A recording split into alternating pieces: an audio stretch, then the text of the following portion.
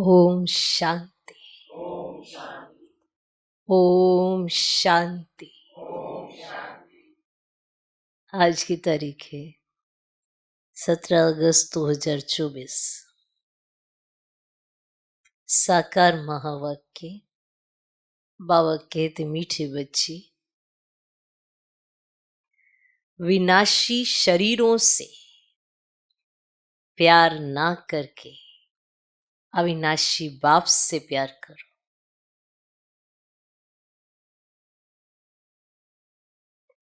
विनाशी शरीरों से प्यार ना करके अविनाशी बाप से प्यार करो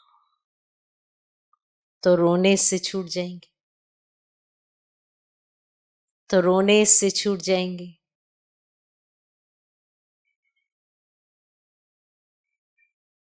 हर एक रोने से छूटना चाहता है।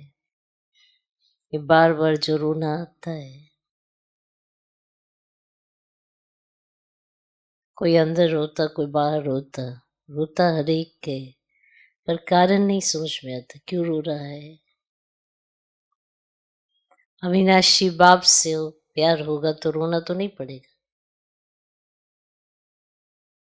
सीधे बाबा कहते हैं, विनाशी शरीरों से प्यार ना करके अविनाशी बाप से प्यार करो तो रोने से छूट जाएंगे। रोना नहीं पड़ेगा क्योंकि दुख ही नहीं होगा। जब दुख नहीं होगा तो क्यों रोएंगे। ये जो दुख होता है देह के कारण ही होता है ना, देहधारियों के कारण ही तो होता है। इसीलिए बाबा बार बार पक्का कराते हैं, अविनाशी बाप से प्यार करो। ऐसा प्यार जो एक बाप से ऐसा हो कि किसी और की तरफ नजर ही ना जाए। तब जाके हमको वो अनुभूति हो सकती है जो बाबा हमें कराना चाहते हैं। सीधे बाबा ने कहा, मीठे बच्चे, विनाशी शरीरों से प्यार ना करके अविनाशी बाप से प्यार करो तो रोने से छूट जाएंगे। किससे छूट जाएंगे? रोने से छूट जाएंगे। आज का प्रश्न, अनराइटियस प्यार क्या है? अनराइटियस प्यार क्या है और उसका परिणाम क्या होता है?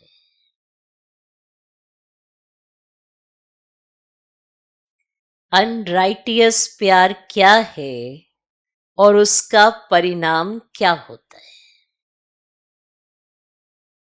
उत्तर,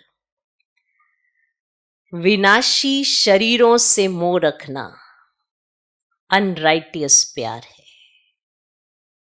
विनाशी शरीरों से मोह रखना अनराइटियस प्यार है। जो विनाशी चीजों में मोह रखते हैं वे रोते हैं। जो विनाशी चीजों में मोह रखते हैं वे रोते हैं। देह अभिमान के कारण रोना आता है। देह अभिमान के कारण रोना आता है। सतयुग में सब आत्म अभिमानी है, इसीलिए रोने की बात ही नहीं रहती। सतयुग में सब आत्म अभिमानी है, इसीलिए रोने की बात ही नहीं रहती। जो रोते हैं वे खोते हैं।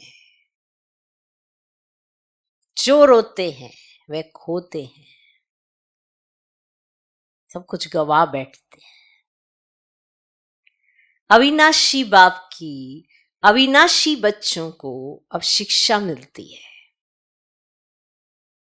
अविनाशी बाप की अविनाशी बच्चों को अब शिक्षा मिलती है, देही अभिमानी बनो तो रोने से छूट जाएंगे।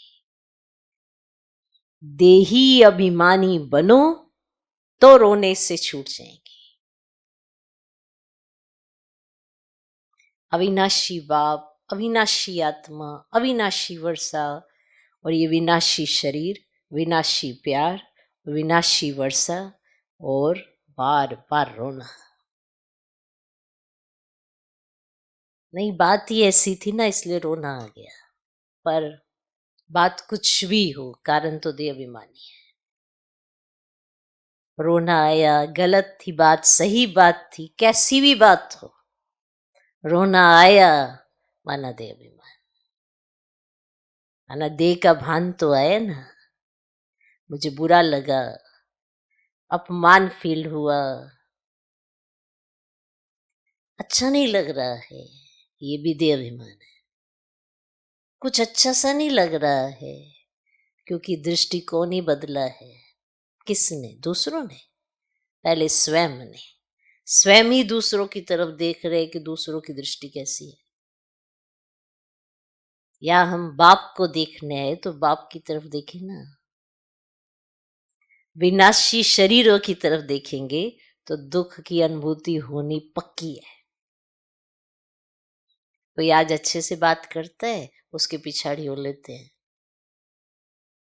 कल वो अच्छे से बात नहीं करता, फिर भी उसके पिछाड़ी हो लेते हैं। क्यों? क्योंकि बुरा लग गया है, तो मनुष्य के पीछे ही हो लेते हैं। अच्छा बुरा जो लगाना है मनुष्य ने आपको लगाना है, और आपने दुखी हो जाना है, और फिर रोना शुरू, फिर से रोना। तो अपना रोने का जो बटन है अपने मनुष्य को दे रखा है, अपने हाथ में तो है नहीं कि हम खुश रह पाए। इसीलिए घड़ी घड़ी दुखी होते रहते हैं, किसी ना किसी की बात लगती रहती है। फिर अपने आप से ही कहते हैं, ऐसी बात थी ना, ये बात थी ना, वो बात थी ना। बात तो आने के लिए ही आती है। आप पर क्या असर छोड़ती है, ये तो आपकी स्थिति बताती है। बात ने नहीं आना है, उसने तो आना है, जीवन तो चल रहा है। समय ने बीतना नहीं है, उसमें बीतना है। पर आपकी स्थिति क्या कहती है? सुबह उठते ही आप क्या भान में उठते हो? क्या एहसास होता है? उठो, चलो, बाबा से मिलन मनन है, या अब उठना पड़ेगा, ये रोज रोज उठना? क्या सोच के उठते हो? प्राप्तियां करनी है, दुखी होना है, तो जैसा थॉट आता है वैसी स्थिति बन जाती है। प्रकृति तो आपके अंडर चलने के लिए तैयार है, पर हम ही प्रकृति को मालिक बना के बैठ जाते हैं। वो अंडर चलना चाहती है कि आप जैसा कहें ना मालिक, हम चलने के लिए तैयार है। तो हम उसको वो कार्य देते हैं जो कलयुगी मनुष्य करते हैं, इसलिए हम दुखी हो जाते हैं। हमारी दृष्टि विकारी, आसुरी, विनाशी इन्हीं चीजों की तरफ जाती रहती है, बुद्धि भ्रष्ट हो जाती है, और फिर नुकसान उठाना पड़ता है, आंखों को रोना पड़ता है। जिन आंखों से हमने अविनाशी बाप को देखना है, उन्हीं आंखों से हम विनाशी शरीरों को देखते हैं, इसीलिए आंखें रो देती हैं। प्रकृति भी कहती ना, क्या कर रहे हो? कहते रोना बुरी बात है क्या? नहीं, स्नेह में भी मोती आते हैं, पर स्नेह के मोती होते हैं, और दुख का रोना होता है, हाय तौबा होती है। अंतर तो है। जार जार रोना, दुखी हो जाना, परेशान हो जाना, दिल शिकस्ती आ जाना, अकेलापन फील होना, दुखी हो जाना, ये सब निशानियां दे अभिमान की है। फिर भी हम अपने आप को नहीं कहते हम दे अभिमान में हैं, फिर भी हम कहेंगे बात ही ऐसी थी। तो आज पावा पक्का कराने आई, विनाशी प्यार अगर किसी से रखोगे तो दुखी तो होंगे ही। अविनाशी बाप आया तुम्हें अविनाशी प्यार सिखाने, राइटियस प्यार करो ना, अनराइटियस प्यार क्यों करते हो? दुखी होने का कारण खुद ही है, फिर भी दूसरों को ही कहते ये हमें दुख दे रहा है। ओके, तो अविनाशी बाप चाहता है कि आप अविनाशी बाप से अविनाशी प्यार करें, राइटियस प्यार करें, दे अभिमान छोड़ दें, वरना दुखी होना पक्का है। तो विनाशी शरीरों से प्यार ना करके अविनाशी बाप से प्यार करो, तो रोने से छूट जाएंगे, छूट जाएंगे ना। तो राइटियस प्यार समझ में आया, अनराइटियस प्यार समझ में आया।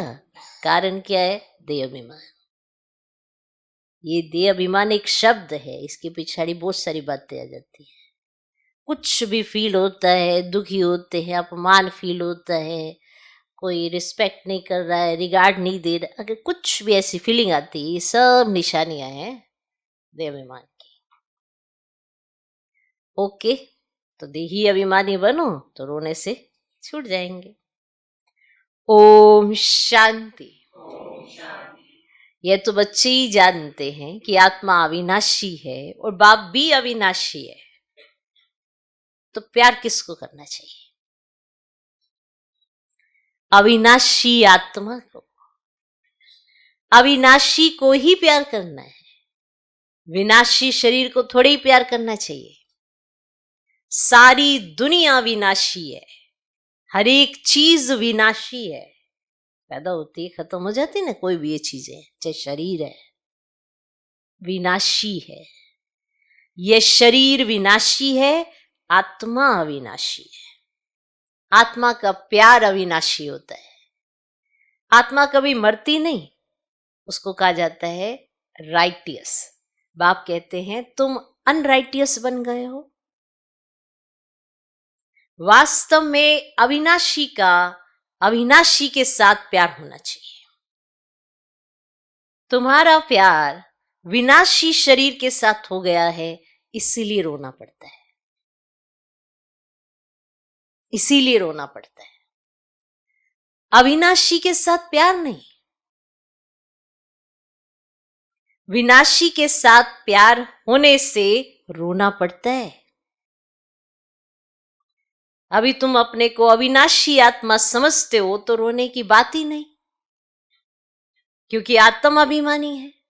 तो बाप अब तुम बच्चों को आत्म अभिमानी बनाते हैं, देह अभिमानी होने से रोना होता है। विनाशी शरीर पिछाड़ी रोते हैं, समझते भी हैं आत्मा मरती नहीं है, तो बाप कहते अपने को आत्मा समझो। तुम अविनाशी बाप के बच्चे, अविनाशी आत्मा हो, तुमको रोने की दरकार नहीं। देह सहित देह के सब संबंधों से बुद्धि योग तोड़ो, अपने को अविनाशी आत्मा समझो। आत्मा कभी मरती नहीं। गायन भी है, जो रोया सो खोया। आत्म अभिमानी बनने से ही लायक बन जाएंगे। तो बाप आकर देह अभिमानी से आत्म अभिमानी बनाते हैं। कहते हैं तुम कैसे भूले हुए हो, जन्म जन्मांतर तुमको रोना पड़ा है, आज ये बात कैसे भूल गए? तुम कहते थे रोने से छुड़ाओ, तो मैं तो तुम्हें बता रहा हूं कैसे रोने से छूट सकते हो। कैसे भूल गए तुम कि तुम्हारे रोने का कारण क्या था? आज मैंने बताया ना तुम्हें, तो उस पर चलो और शिक्षा का पालन करो, रोने से छूट जाएंगे। तो कहते हैं तुम कैसे भूले हुए हो, जन्म जन्मांतर तुमको रोना पड़ा है, अब फिर से तुमको आत्माभिमानी बनने की शिक्षा मिलती है, फिर तुम कभी रोएंगे ही नहीं। यह है रोने वाली दुनिया और वह है हंसने की दुनिया। यह दुख की दुनिया, वह सुख की दुनिया। वह देह अभिमानी है तो देह को ही देख शिक्षा देते हैं, तो देह की याद आने से रोते हैं। देखते भी हैं शरीर खत्म हो गया, फिर उनको याद करने से क्या फायदा? मिट्टी को याद किया जाता है क्या? अविनाशी चीज ने जाकर दूसरा शरीर लिया। जो आत्मा थी अविनाशी, उसने जाकर दूसरा शरीर लिया। ये तो बच्चे जानते हैं, जो अच्छा कर्म करता है उनको फिर शरीर भी अच्छा मिलता है। कोई को खराब रोगी शरीर मिलता है, वह भी कर्मों अनुसार है। ऐसा नहीं कि अच्छा कर्म किया है तो ऊपर चले जाएंगे, नहीं, ऊपर तो कोई जा नहीं सकते। अच्छे कर्म किए हैं तो अच्छा कहलाएंगे। अच्छे कर्म किए तो अच्छा कहलाएंगे। जन्म अच्छा मिलेगा, फिर भी नीचे तो उतरना ही है। तुम जानते हो हम चढ़ते कैसे हैं? भले अच्छे कर्मों से कोई महात्मा बनेगा, फिर भी कला तो कम होती ही जाएगी। बाप कहते हैं फिर भी ईश्वर को याद कर अच्छा कर्म करते हैं तो उनको अल्पकाल क्षणभंगुर सुख मिलता है, दे देता हूं, अल्पकाल क्षणभंगुर सुख देता हूं। फिर भी सीढ़ी नीचे तो उतरना ही है। नाम करके अच्छा हो। यहां तो मनुष्य अच्छे बुरे कर्मों को भी नहीं जानते हैं। रिद्धि सिद्धि वालों को कितना मान देते हैं, उन्हों के पिछाड़ी मनुष्य जैसे हैरान होते हैं, जैसे वो तो भगवान ही हो गए। रिद्धि सिद्धि वाले उनके पिछाड़ी हैरान होते रहते हैं, है तो सारा अज्ञान। समझो कोई इनडायरेक्ट दान पुण्य करते हैं, धर्मशाला हॉस्पिटल बनाते हैं, तो दूसरे जन्म में उसका एवजा जरूर मिलता है। बाप को याद करते हैं, भल गालियां भी देते हैं तो भी मुख से भगवान का नाम कहते हैं, बाकी अनजान होने के कारण कुछ जानते नहीं है। और भगवान को याद कर रुद्र पूजा करते हैं। अब रुद्र को भगवान समझते हैं, रुद्र यज्ञ रचते हैं, शिव व रुद्र की पूजा करते हैं। किसकी पूजा करते हैं? बाप कहते मेरी पूजा करते हैं, परंतु बेसमझी से क्या क्या बनाते हैं, क्या क्या करते हैं। जितने मनुष्य उतने उन्हों के गुरु हैं। और झाड़ में नए नए पत्ते टाल टालियां आदि निकलते हैं तो वे कितना शोभते हैं। इसका अर्थ ये होता है कोई भी ऊपर से नया नया आता है तो वो प्रभाव डालता है तो सब उनके पिछाड़ी उड़ते हैं, जैसे भगवान उतर आया हो। तो नए नए पत्ते आते हैं तो वो शोभा देते हैं ना थोड़े। सतोगुनी होने के कारण उनकी महिमा होती है। तो बाप कहते कि ये दुनिया है ही विनाशी चीजों को प्यार करने वाली। कोई कोई का बहुत प्यार होता है तो मोह में जैसे पागल बन जाते हैं। बड़े बड़े सेठ लोग मोहवश पागल हो जाते हैं। माताओं को ज्ञान न होने के कारण विनाशी शरीर पिछाड़ी विधवा बन कितना रोती, याद करती रहती है। अभी तुम अपने को आत्मा समझ दूसरे को भी आत्मा देखते हो तो जरा भी दुख नहीं होता। पढ़ाई को सोर्स ऑफ इनकम कहा जाता है। अब पढ़ाई में एम ऑब्जेक्ट भी होती है, परंतु वह है एक जन्म के लिए और गवर्नमेंट से पगार मिलता है। पढ़कर धंधादौरी करते हैं तब पैसे आदि मिलते हैं। अब यहां तो फिर बात ही नहीं है। तुम अविनाशी ज्ञानत्वों से झोली कैसे भरते हो? आत्मा समझती है कि बाबा हमको अविनाशी ज्ञान खजाना देते हैं, तो भगवान पढ़ाते तो जरूर भगवान भगवती हो जाएंगे, वही बनाएंगे ना। परंतु वास्तव में इन लक्ष्मी नारायण को भगवान भगवती समझना रोंग है। अभी तुम बच्चे जानते हो, ओहो जब हम दे अभिमानी हो जाते हैं तो हमारी बुद्धि कितनी डिग्रेड हो जाती है।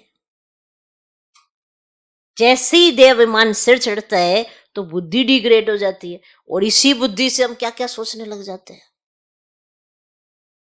सोचो देह अभिमान जब सिर चढ़ता है तो बुद्धि को भ्रष्ट कर देता है, नष्ट कर देता है। तो दुनिया के हालात तो देखते ही हो, क्या हुआ, बुद्धि तो भ्रष्ट हुई है तो फिर कर्म भी भ्रष्ट करते हैं। देह अभिमान आ जाता है, जैसे जानवर बुद्धि बन जाते हैं। जानवर बुद्धि बन जाते हैं। जैसे जानवर होता है ना, उसको सेंस है, पता ये क्या ये क्या है, लेकिन उसके पास बुद्धि नहीं है तो जानवरों मुवाफिक करते हैं। जानवरों की सेवा भी बहुत अच्छी होती है।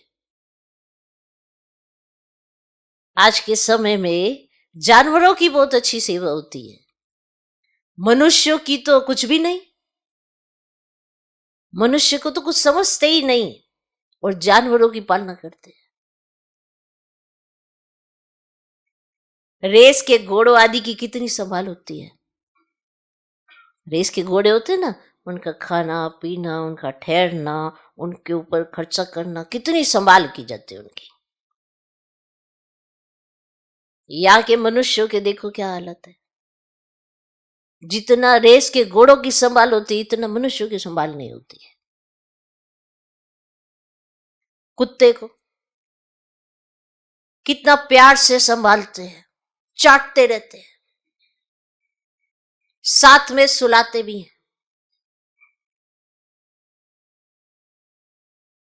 ना जानवर की कितनी पालना कर रहे हैं, उसको चाटते हैं, संभालते हैं, साथ में सुलाते हैं, और मनुष्य को धक्का मार के बाहर निकालते हैं। सोचो, जब बुजुर्ग हो जाते हैं ना, वो भी बच्चे समान हो जाते हैं, उनकी भी संभाल बच्चों की तरह। बच्चों को संभालना आसान है, बुजुर्ग को संभालना बड़ा मुश्किल है। क्यों? क्योंकि वो थोड़े जिद्दी हो जाते हैं। तो बच्चे भी तो जिद्दी होते हैं, ये तो सोच का फर्क है। जब बुजुर्ग हो जाते हैं तो आपको एडजस्टमेंट करनी होती है। जब बच्चे होते हैं तब भी तो आप ही एडजस्टमेंट करते हो। उस समय क्या करते हैं, उनको बदलने की कोशिश में लगे रहते हैं। बुजुर्गों को, उनको क्या बदलोगे, उनको तो आदत हो गई है। आपके पास बुद्धि है ना, अभी दुरुस्त यंग हो ना आप, तो आप बदलो अपने को, एडजस्ट करो, संस्कार मिलाओ। क्यों छोटी छोटी बात को इश्यू बनाते हो? क्या कहते हैं, हमारा ना फ्लैट है, फ्लैट में 2 रूम है, कोई गेस्ट आ जाता है, उसको भी ठहराना। अब ये मम्मी पापा कहाँ से रहेंगे बीच में, इनके लिए कहीं और जगह, तो उनके लिए वो और जगह ढूंढ देते हैं। और कुत्ते कितने रखे होते हैं उन्होंने, कुत्ते कितने रखे होते हैं। क्या बुद्धि हो गई है, जानवर बुद्धि बन गई है। ऐसे होते हैं, जानवर बुद्धि बन जाते हैं, वरना जानवरों के प्रति उनकी बुद्धि चलती है, मनुष्यों के प्रति चलती ही नहीं है। तो जैसे जानवर बुद्धि बन जाते हैं, जानवरों की सेवा भी बहुत अच्छी होती है, और मनुष्य के तो कुछ भी नहीं। रेस की घोड़ों आदि की कितनी संभाल होती है, यहाँ के मनुष्यों की तो देखो क्या हालत है। माँ बाप तक को सड़कों पे छोड़ के चले जाते। बुजुर्ग हो गए, अभी उनको आपकी जरूरत है, वो उनको फुर्सत नहीं है ना हमको इनकी संभाल कर। घर में कुत्ते रखे हैं, पर माँ बाप को नहीं रख सकते, उनको सड़क पे छोड़ के चले जाते हैं कि हो जाएगा जो ले जाएगा। तो फिर जो वृद्धाश्रम होते हैं, ऐसे कुछ होते हैं, वहां पे तंग आ जाते हैं ना। तो सोचो कितना बड़ा पाप से बोला। ये हालत है मनुष्य की, बुद्धि भ्रष्ट हो जाती। और कुत्ते को कितना प्यार से संभालते, चाटते रहते, साथ में सुलाते भी है। देखो दुनिया का क्या हाल हो गया है। वहां सत्युग में ये धंधा होता ही नहीं है। तो बाप कहते हैं, बच्चों तुमको माया रावण ने अनराइटियस बना दिया है ना, सही समझ तो बिल्कुल चट्टी कर दी है। जैसे आपने देखा भी होगा, टीवी में देखेंगे किसी के साथ हो रहा है तो रोने लग जाएंगे, और खुद ही घर में बैठ के अपने माँ बाप के साथ ऐसे करते रहेंगे। सोचते हैं नहीं, ये हमारे तो माँ बाप ही खराब है ना। अपने को कोई दोष नहीं देता कि हमारे ऐसे संस्कार क्यों नहीं है कि हम सबके साथ बना सके, ऐसा कोई भी नहीं सोचता। ये कहते ये सामने वाला ही खराब है। इसीलिए चारों तरफ अनराइटियस रावण ने बनाई दिया है।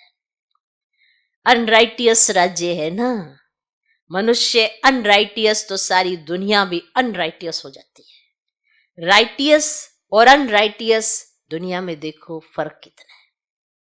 कलयुग की हालत देखो क्या है। मैं स्वर्ग स्थापन कर रहा हूं तो माया भी अपना स्वर्ग दिखाती है, टेम्पटेशन देती है ना। मैं ओरिजिनल स्वर्ग की स्थापना कर रहा हूं, भगवान कहते, तो इतने में माया भी अपना एक स्वर्ग बना देती है मेरे बच्चों को प्रलोभित करने के लिए। वाह,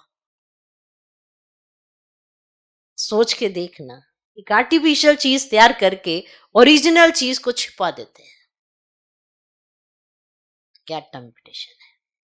आर्टिफिशियल धन कितना है, समझते हैं हम यहीं स्वर्ग में बैठे हैं। स्वर्ग में थोड़े इतने ऊंचे 100 मंजिल के मकान आदि होते हैं, कैसे कैसे मकान सजाते हैं। और वहां तो डबल स्टोरी के भी मकान नहीं होते, मनुष्य ही बहुत थोड़े होते हैं। इतनी जमीन तुम क्या करेंगे।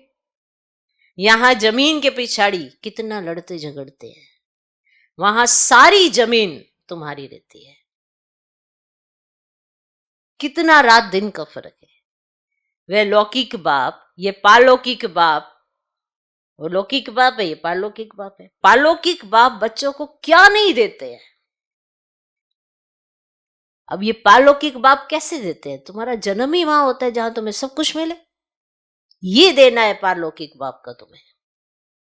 सब तुम्हें अचानक से ही प्राप्ति हो जाती है, तो ये कौन देता है? अचानक से ही तुम्हारे को माना कोई बिजनेस शुरू करता है, कोई नौकरी करता है, अचानक से ही उसकी प्रोग्रेस होती रहती है, कौन देता है? बुद्धि तो पहले भी थी,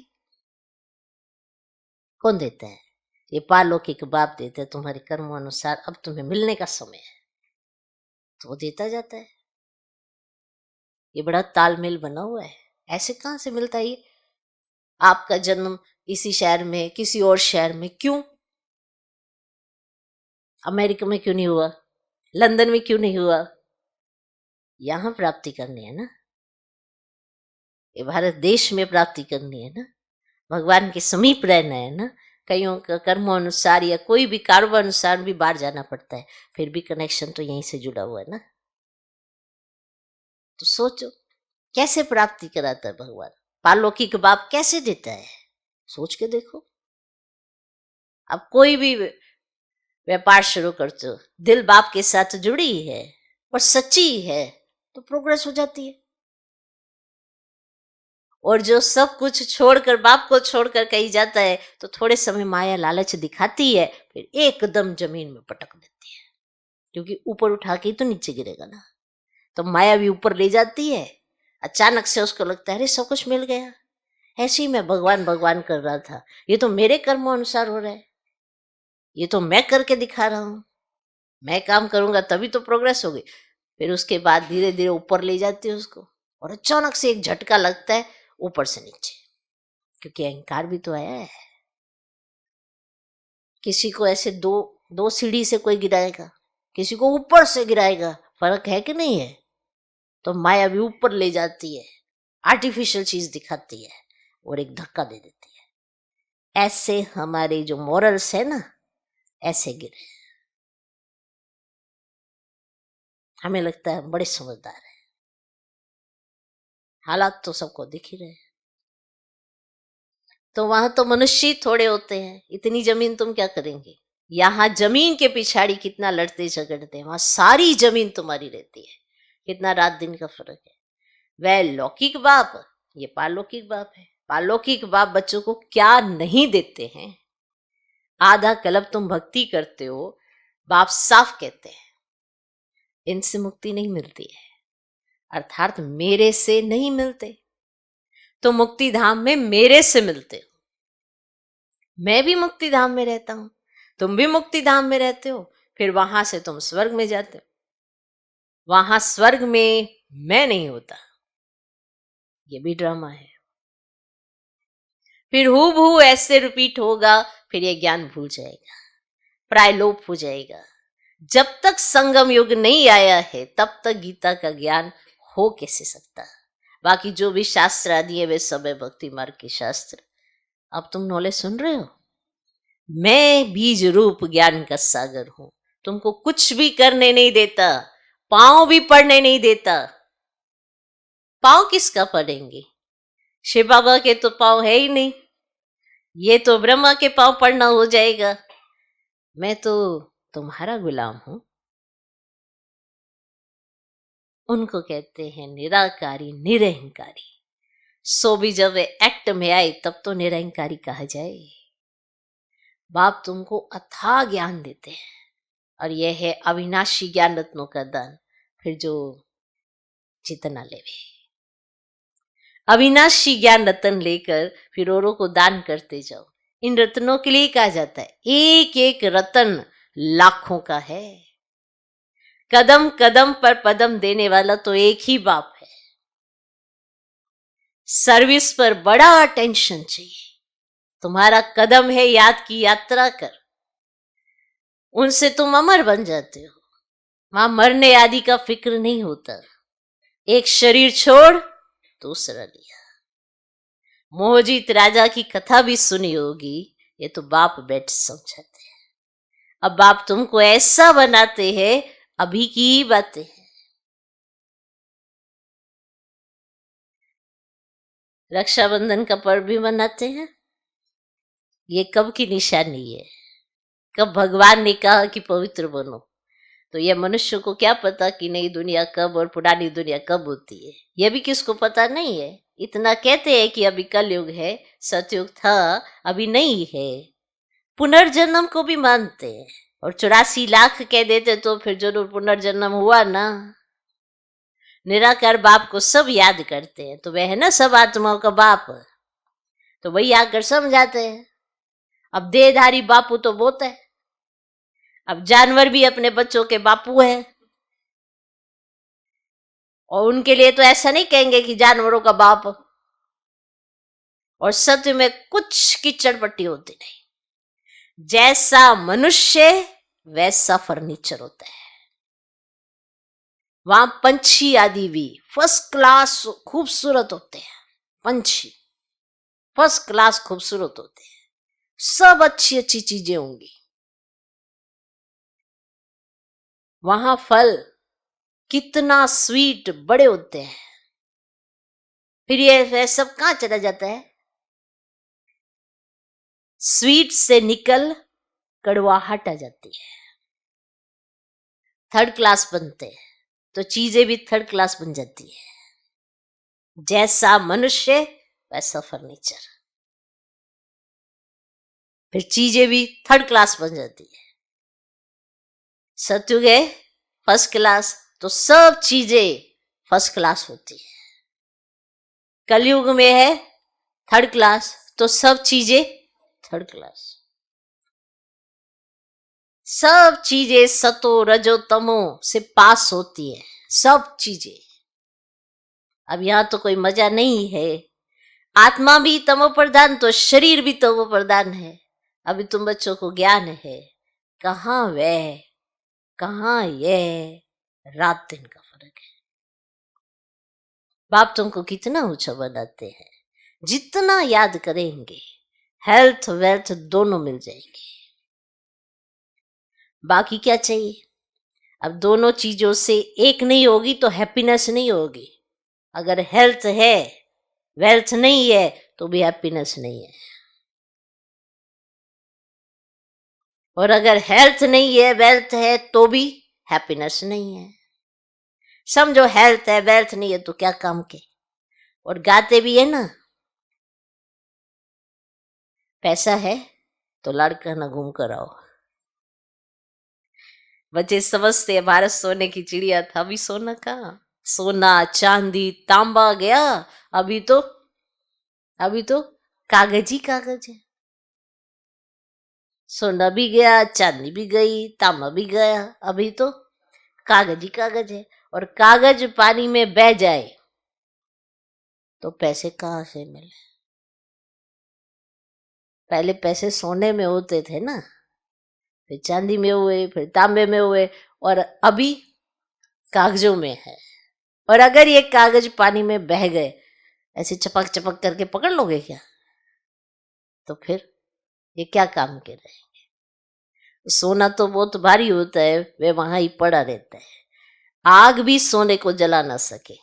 तो यहाँ सब दुख की बातें हैं, वहां ये सब बातें होती नहीं। यहाँ इस समय अपार दुख है। तो बाप आते ही है ना तब, जब बाप कब आते हैं? जब अपार दुख है। कल फिर अपार सुख होगा। तो बाबा ने समझाया ना, और दिखा भी रहे हैं कि बाहर देखो कितना अपार दुख है, मेरे साथ से तुमको सुख की अनुभूति होती है। तो बाबा तो कल्प कल्प आकर पढ़ाते हैं, ये कोई नई बात थोड़ी ही है। खुशी में रहना चाहिए, खुशी खुशी ये अंत की बात है। अतीन्द्रिय सुख गोप गोपियों से पूछो तो पिछाड़ी में तुम बहुत अच्छी रीति समझ जाते हो। उस समय आपको समझ में आता है कि हमें क्या मिला है। अभी कितना समझाया जाता है तुमको क्या मिला है, थोड़ा सोचो तो सही, तो सोचते नहीं है। अंत में समझ में आता है कि मुझे क्या मिला था। रियल शांति किसको कहा जाता है, ये बाप ही बतलाते हैं। तुम बाप से शांति का वर्षा लेते हो, उनको सब याद करते हैं, तो बाप शांति का सागर है।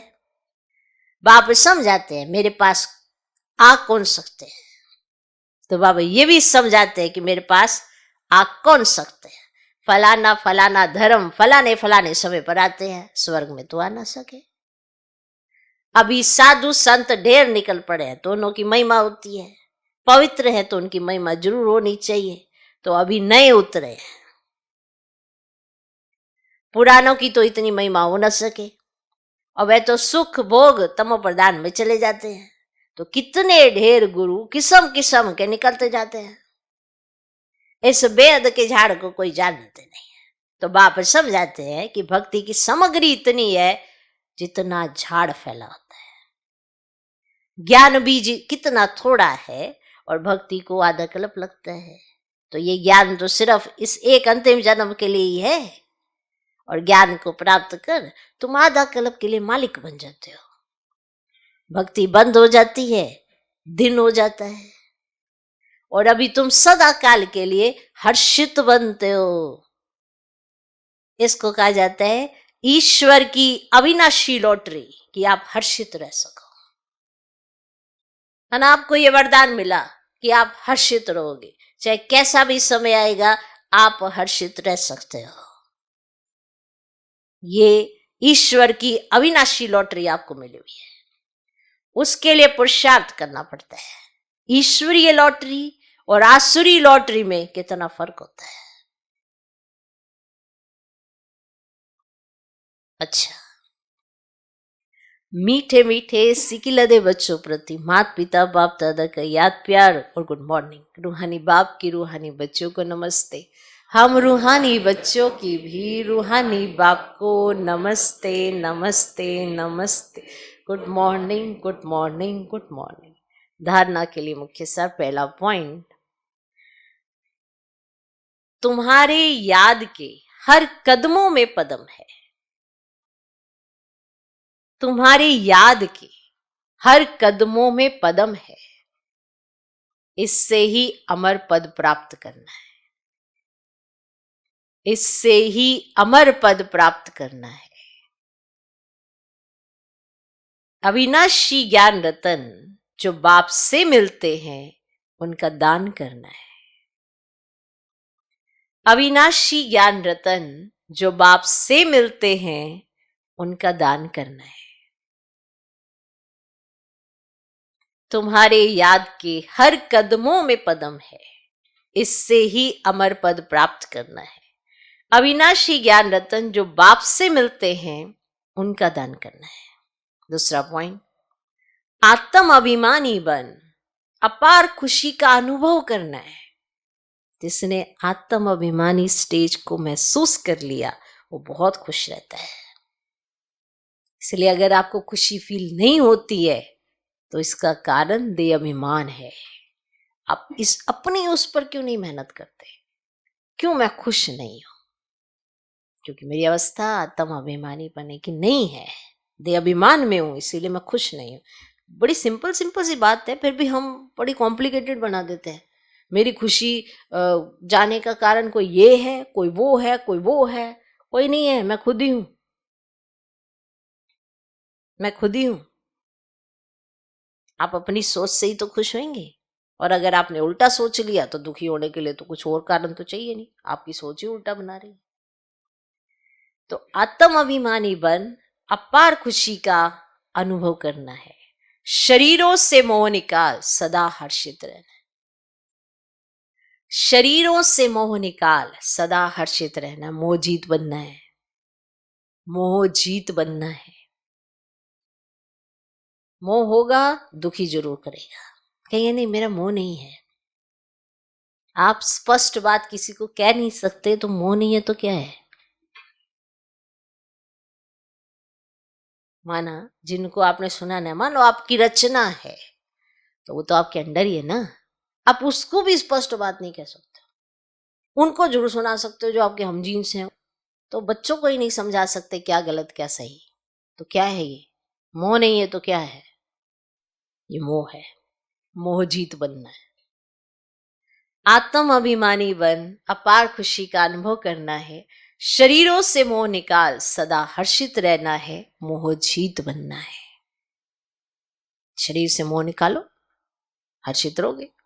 मोह जीत बनना है। आज का वरदान, हर घड़ी को अंतिम घड़ी समझ सदा रूहानी मौज में रहने वाली विशेष आत्मा भव। हर घड़ी को अंतिम घड़ी समझ सदा रूहानी मौज में रहने वाली विशेष आत्मा भव। संगम युग रूहानी मौजों में रहने का युग है। कौन कौन ये मानता है? तो आप मौज में होंगे? नीचे को पक्का दिन के बीच में पूछ ले तो अभी तो सारे ही महसूस करते हैं। ऐसा तो नहीं कि आप सुबह ही बस संगम युग पर आते हैं, बाकी सब कलयुग में चले जाते हो। जैसे ही यहां से उठेंगे तो कलयुग में चले गए, क्योंकि संगम युग रूहानी मौजों का युग है। इसीलिए हर घड़ी रूहानी मौज का अनुभव करते रहो। कभी किसी भी परिस्थिति या परीक्षा में मूंझना नहीं। किसी भी परिस्थिति या परीक्षा में मूंझना नहीं, क्योंकि यह समय अकाल मृत्यु का है। ध्यान रखो, यह समय अकाल मृत्यु का है। थोड़ा समय भी अगर मौज के बजाय मूंझ गए तो, और उसी समय अंतिम घड़ी आ जाए तो,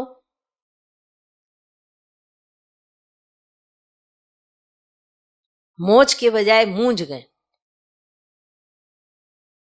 और इतने में ही हार्ट अटैक आ गया तो हो गई अंतमति सोगति। उदास है, कमरे में परेशान है, रो रो, इतने में ऐसे ही बैठे बैठे ऐसे कुछ और सोचे जा रहे, इतने में ही पंप और अगला सीन यहाँ पाइप लगा पड़ा है, वहां देख रहे।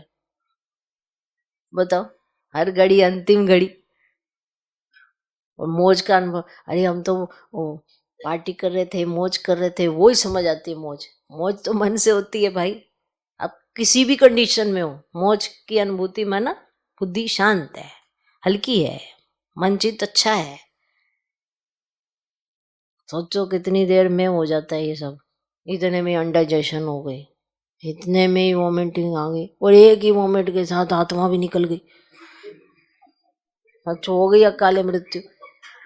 अब बताओ क्या करेंगे?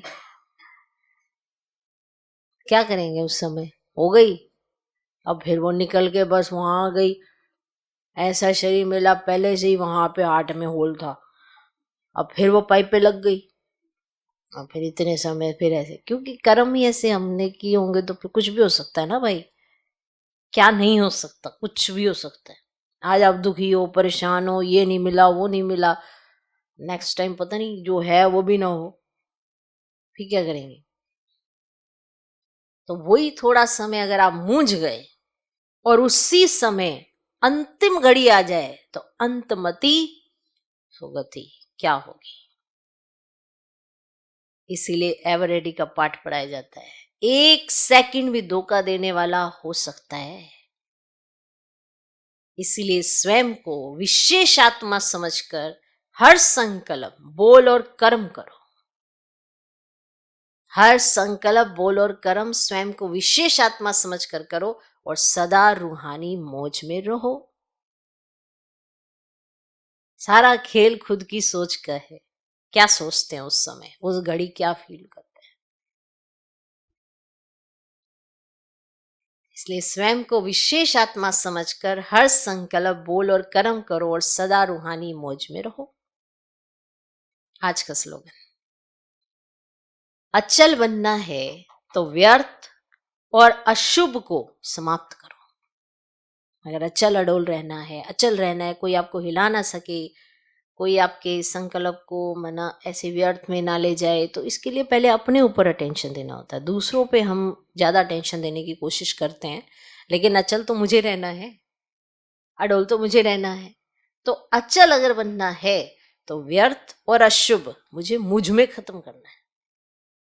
हम दूसरों के व्यर्थ खत्म करने चले, उससे आपके अचल पने की क्या निशानी है? ये अचल मुझको बनना है तो मुझे अपनी सोच को व्यर्थ से और अशुभ से निकालना होगा। जो व्यर्थ सोचने लग जाते हैं, अशुभ सोचने लग जाते हैं, मना बुरा ही सोचना है, तो अचल कैसे रहेंगे? तो अचल बनना है तो व्यर्थ और अशुभ को समाप्त करो। ओम शांति।